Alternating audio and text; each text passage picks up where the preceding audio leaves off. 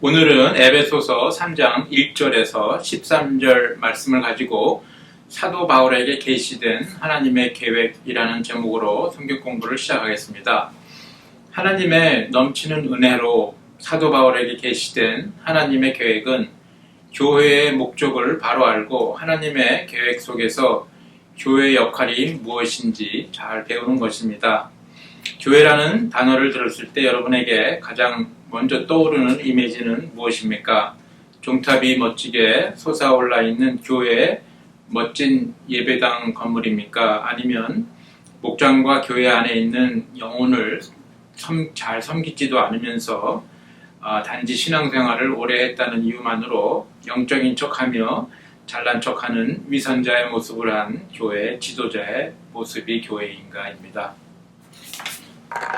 에베소서 3장 1절에서 13절의 말씀은 하나님께서 사도 바울에게 알려주신 비밀을 통하여 그리고 사도 바울에게 주어진 특별한 사역을 통하여 교회에 대한 올바른 정체성과 교회에 대한 우리의 올바른 시각을 보여줍니다.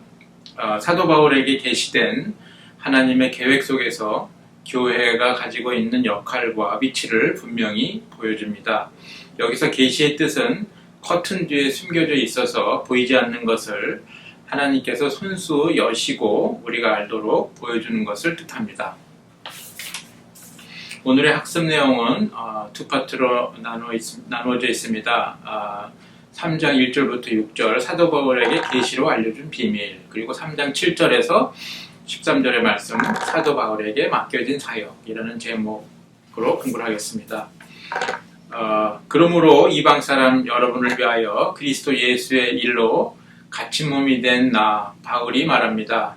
하나님께서 여러분을 위하여 일하도록 나에게 이 직분을 은혜로 주셨다는 것을 여러분은 이미 들었을 줄 압니다.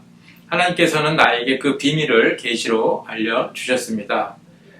그것은 내가 이미 간략하게 적은 바와 같습니다. 여러분이 이것을 읽어보면 내가 그리스도의 비밀을 어떻게 이해하고 있는지를 알게 될 것입니다. 지나간 다른 세대에서는 하나님께서 그 비밀을 사람의 아들들에게 알려주지 아니하셨는데 지금은 그분의 거룩한 사도들과 예언자들에게 성령으로 계시하여 주셨습니다.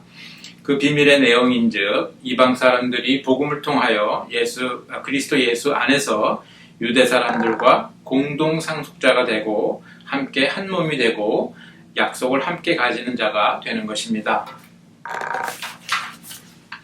하나님은 창조 때 에덴 동산을 만드시고 흙으로 아담을 만드시고 사랑과 자유와 평화의 관계에 있으셨습니다. 아담의 갈비뼈로 하와를 만드신 하나님은 아담과 하와의 아름다운 가정을 만들어 주셨고 아담과 하와는 하나님과의 올바른 관계 속에서 감사하며 평화와 자유를 누릴 수 있었습니다. 그러나 아담과 하와는 선악과를 따먹는 죄를 범하였고 그로 인해 하나님과의 관계가 단절되었습니다.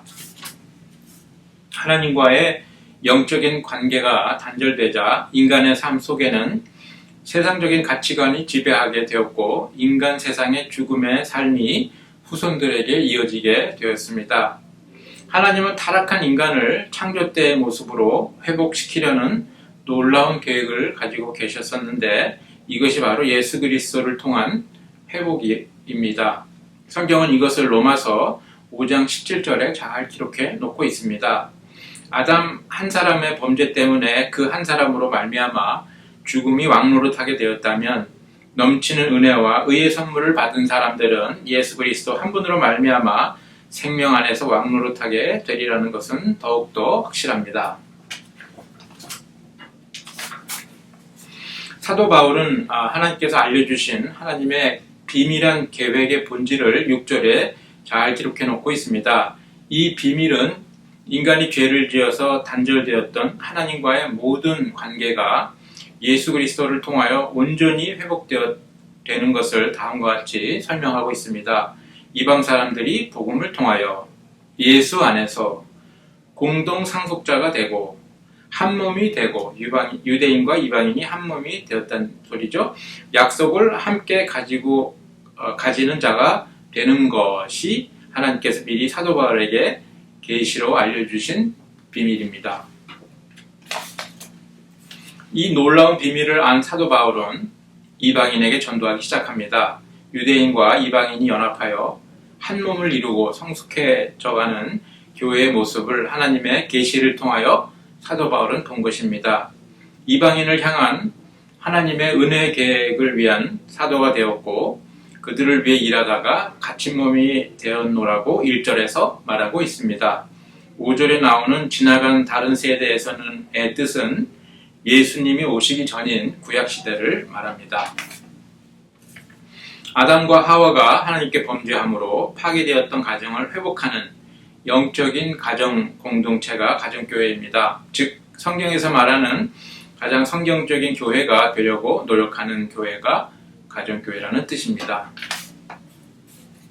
나는 이 복음을 섬기는 일꾼이 되었습니다.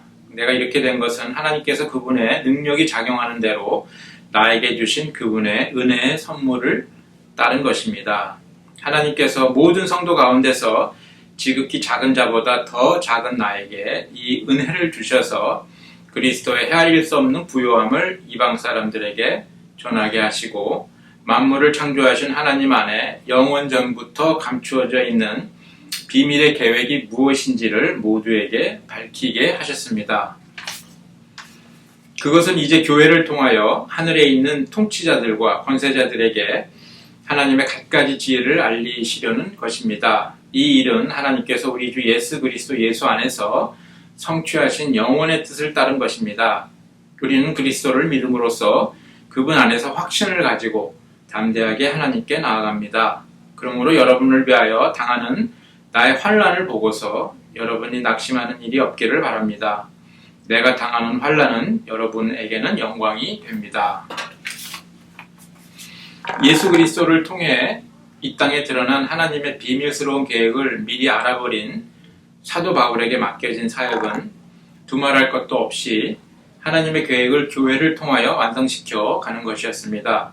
첫 번째 아담, 구약의 아담이라고도 부릅니다. 첫 번째 아담에 의해서 파괴된 가정이 두 번째 아담, 신약의 아담인 예수 그리스도를 통하여 회복되었고 그 결과로 교회가, 즉 우리가 이 땅에 세워졌습니다.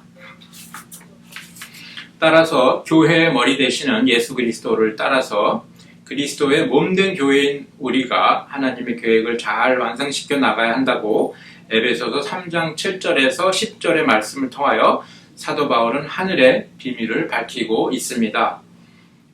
따라서 이 땅에 역동적인 교회를 세우려고 사도 바울이 4차에 걸쳐서 전도 여행을 했음을 알 수가 있습니다. 우리도 건강한 교회인 가정교회를 세우려고 노력하고 있습니다. 8절에 지극히 작은 자보다 더 작은 나라고 사도 바울이 자신을 표현한 것을 보면 옛날에 사울로서 크리스찬들을 핍박한 자신의 죄를 회개하는 모습을 볼 수가 있습니다.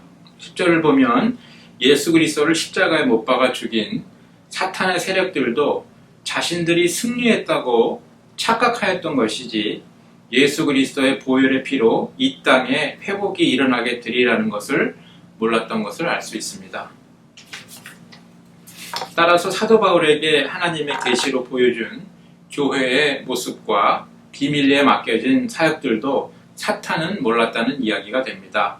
나중에 하나님의 계획을 안 사탄의 세력들은 교회의 성도들이 서로 연합하여 한 몸이 되지 못하도록 방해할 것이므로 사도 바울은 12절의 말씀을 통하여 우리는 믿음으로 그분 안에서 하나가 되어 담대하게 나아가야 한다고 가르치고 있습니다. 세상에서 환난을 당하더라도 낙심하지 말고 오히려 영광으로 여기라고 13절에서 강조하고 있습니다. 오늘 성경 공부에서 우리가 얻을 수 있는 교훈은 역사의 중심에는 교회가 있다. 믿는 우리들이 있다. 건물이 아니고 복음의 중심에 교회가 있다. 성경의 중심에 교회가 있다. 그리스도인의 삶의 중심에 교회가 있다. 하나님의 계획의 중심에 교회가 있다입니다. 오늘 성경 공부는 여기까지입니다.